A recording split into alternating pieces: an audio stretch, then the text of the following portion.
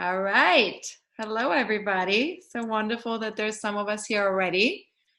So as always, I always start with some questions because I just want to engage the mind and I want to engage you guys and wake you up to that this is not just something where you need to listen to, but you can also connect and engage and ask questions, right?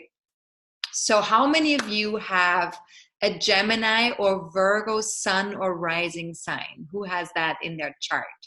Anybody? Gemini or Virgo. And the reason, of course, why I'm asking that is because since we're going to be talking about Mercury today, Mercury rules Gemini and Virgo. So we're interested in where is Gemini and Virgo in our chart. So if you have a sun sign or rising sign, you're definitely going to feel most retrograde phases quite strongly, right? The Mercury retrograde phases. Okay, so Julianne says she has a Gemini sun, moon, and ascendant. Awesome, you win. Jackpot. Okay, so this is definitely a good one for you then. Very good. Then how many of you have Scorpio planets or points in their birth chart? Scorpio planets. And this is the reason why we're asking that is because Mercury will be retrograding through Scorpio. So the shadow phase has been in Scorpio. The station phase will be in Scorpio. The retrograde phase will be in Scorpio. Everything will be in Scorpio with Mercury right now. So double Scorpio, Aida. Okay, great. Wonderful. Yes. So you're definitely going to be feeling this Mercury retrograde. Wonderful. So we'll get into that. Julian has it on the 10th house cusp. Okay, yeah. Like some other people I know. Okay, yeah, 10th house career. So Mercury will be moving over the career point or in the 10th house. Very good. All right, so let me just get started by saying thank you so much for being here and thanks for spending the next 90 minutes or plus with me. And if you're watching this as a recording, thanks for taking the time to watch the recording. I appreciate your time and I appreciate your energy that you're putting into this. And so most of you already know me, so I'm just going to keep this really brief. For those of you who don't know, I'm originally from Austria, from Vienna, and I've been in the United States since 1994, so for I guess over 25 years, I guess that is, right? Or 25 years exactly, something like that. It seems like forever. It's like most of my life, well, half of my life, I guess I should say.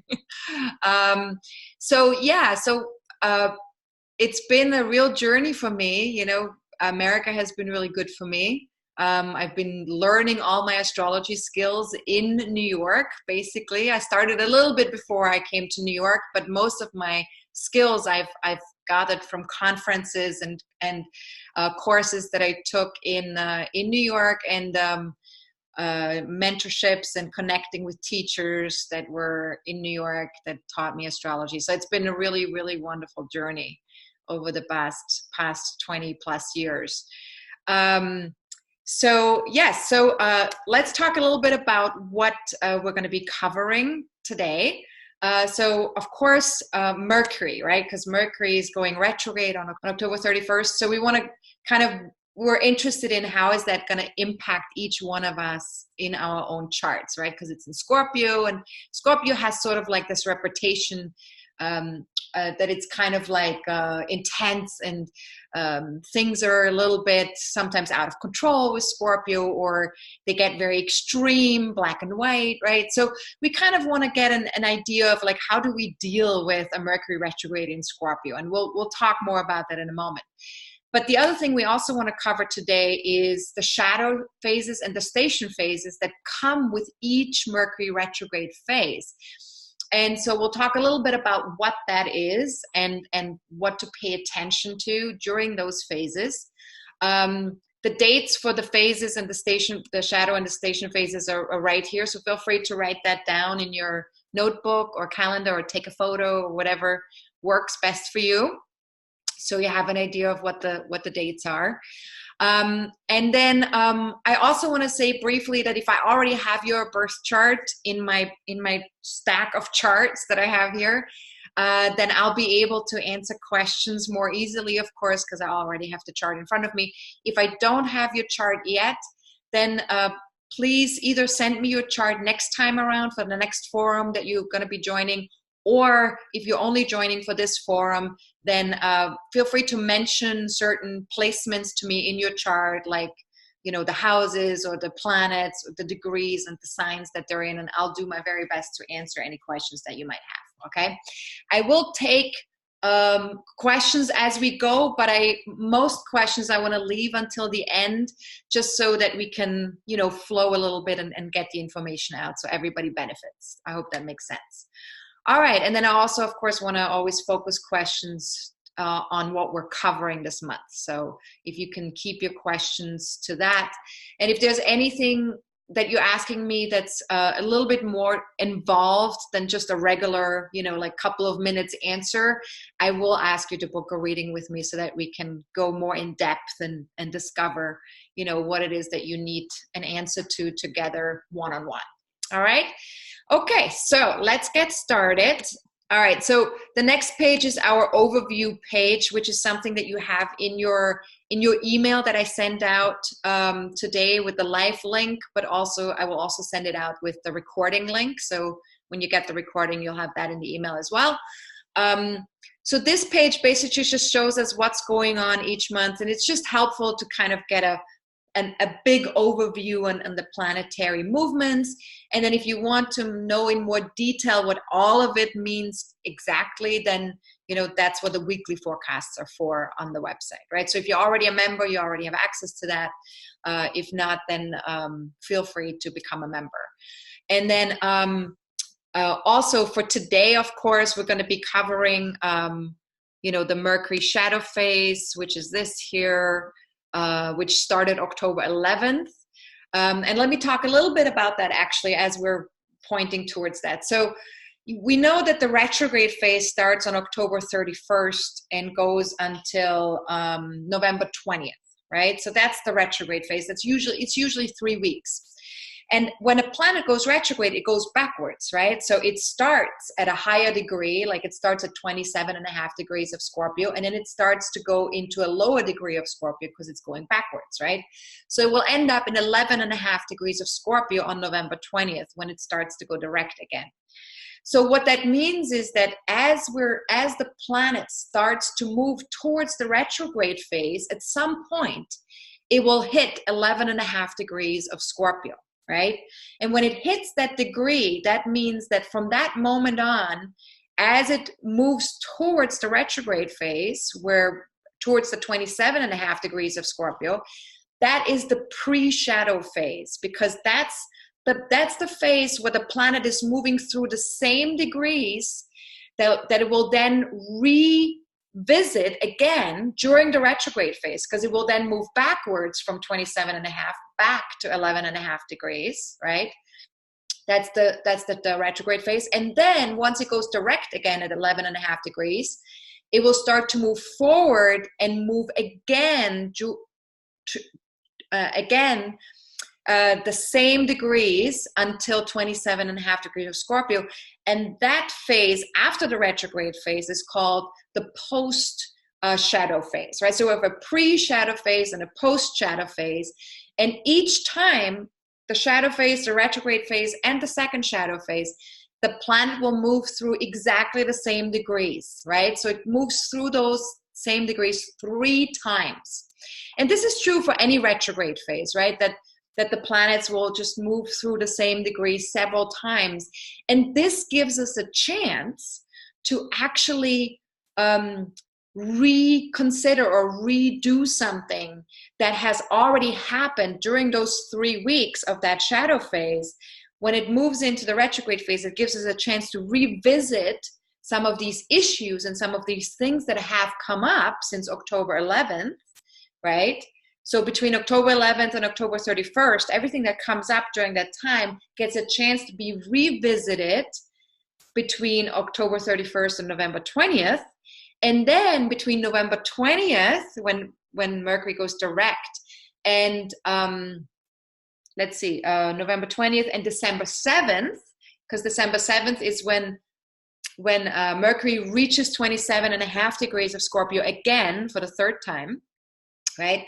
So when that happens, that third phase is our chance to do something over or to move something forward that we had to sort of like revisit during the retrograde phase, and then we start to move it forward.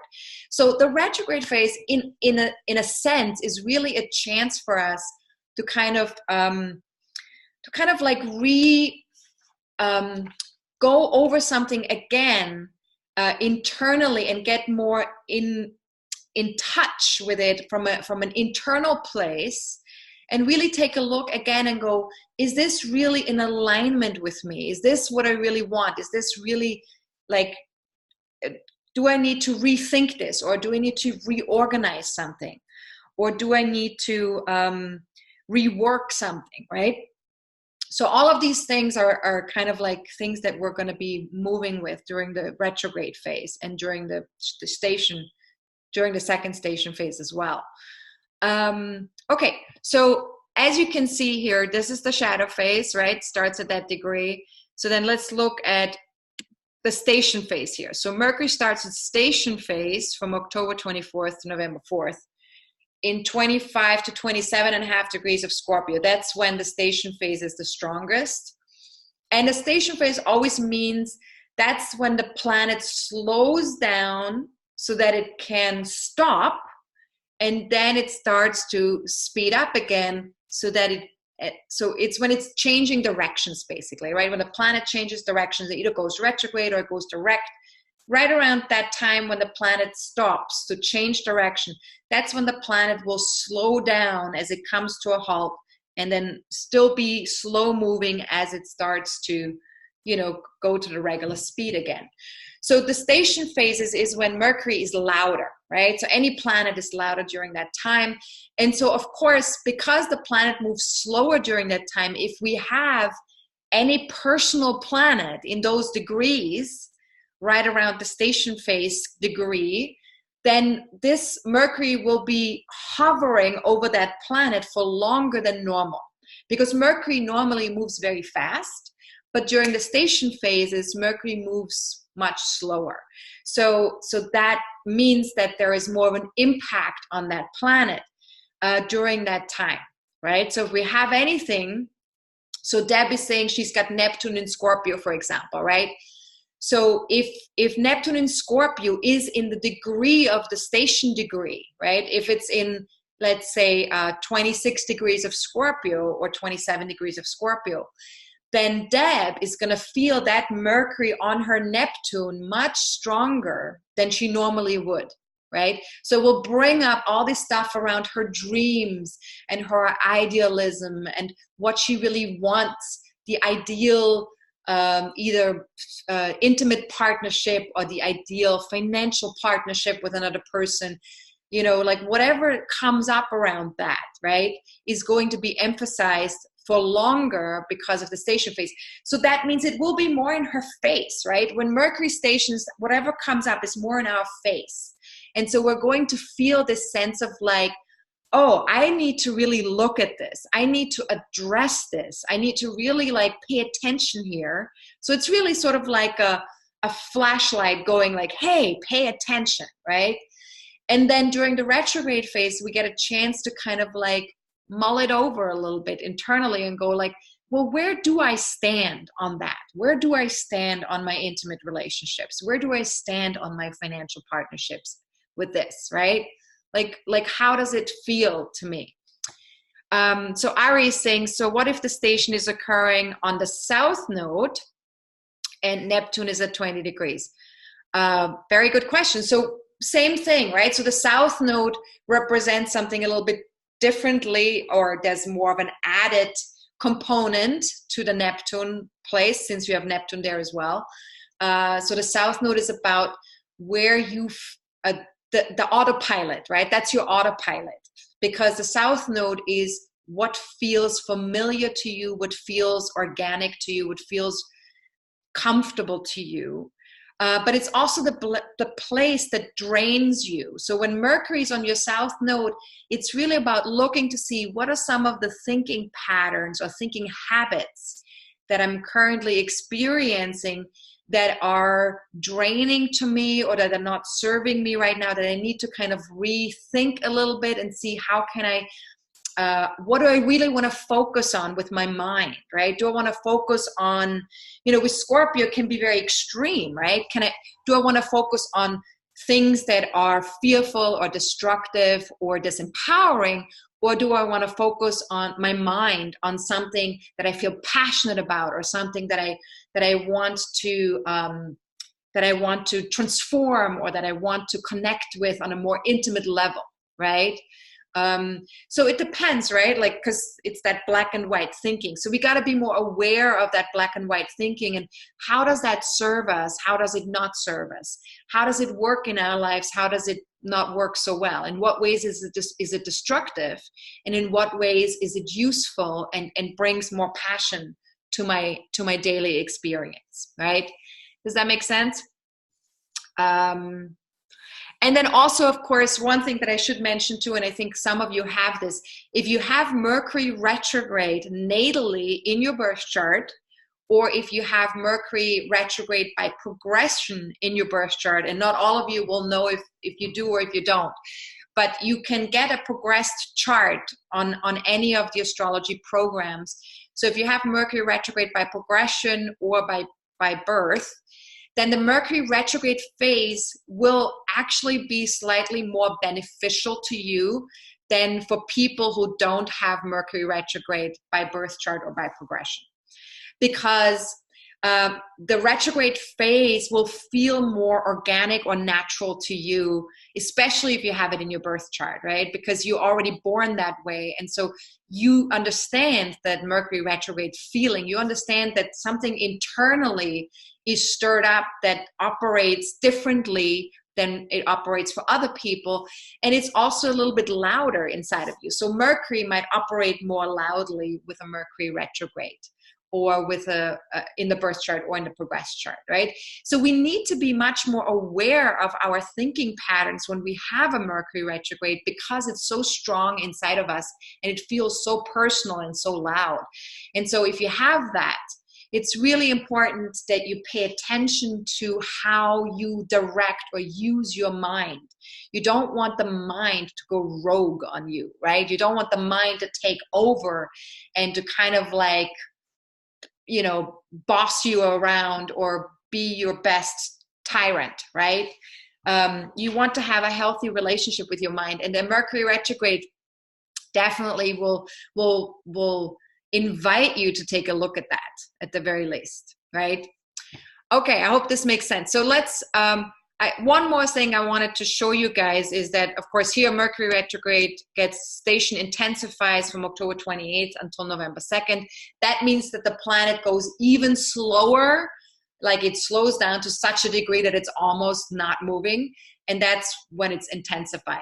And that, of course, usually means that something's really loud in our face, and we feel very confronted, and usually we feel a little bit paralyzed as well when that happens, when Mercury station is intensified, or any station phase for that matter.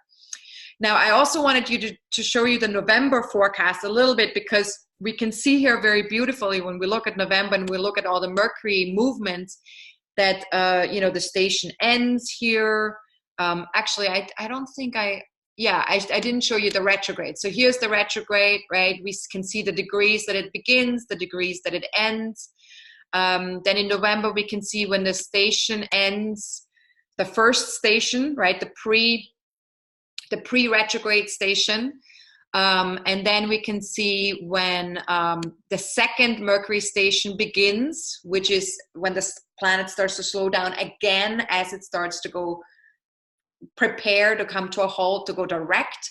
So that's at the end of the 3-week retrograde phase. And that will happen in 11 and 12 degrees of Scorpio between November 16 and November 25. And then we also can see here, this is where the Mercury station ends. And let me just see, Mercury goes direct here. So here's where Mercury goes direct. We can see November 20th. And then the shadow phase, Mercury exits it, feel free to correct that on your piece of paper. Mercury exits its shadow phase when it reaches 27.5 degrees of Scorpio on December 7th, around 11:30 p.m. Okay? So basically, with the shadow phases, one last thing I will say is this. Mercury is connected to transportation. It's connected to technology devices like the phone, the computer, iPad, what else? Anything that deals with communication, right? When Skype, FaceTime, Zoom, like all these places where we communicate and connect with people that are technology stuff, but it's actually communication as well. The internet, you know. Because Mercury rules those things during a Mercury station phase, shadow phase, and retrograde phase, it's not the best time for us to purchase those kind of devices, or to purchase like a plane ticket, or to purchase like a high ticket item that we need to ship, or that we need to, you know, because shipping is also ruled by Mercury, right? Because Mercury is all about transportation, any kind of transportation.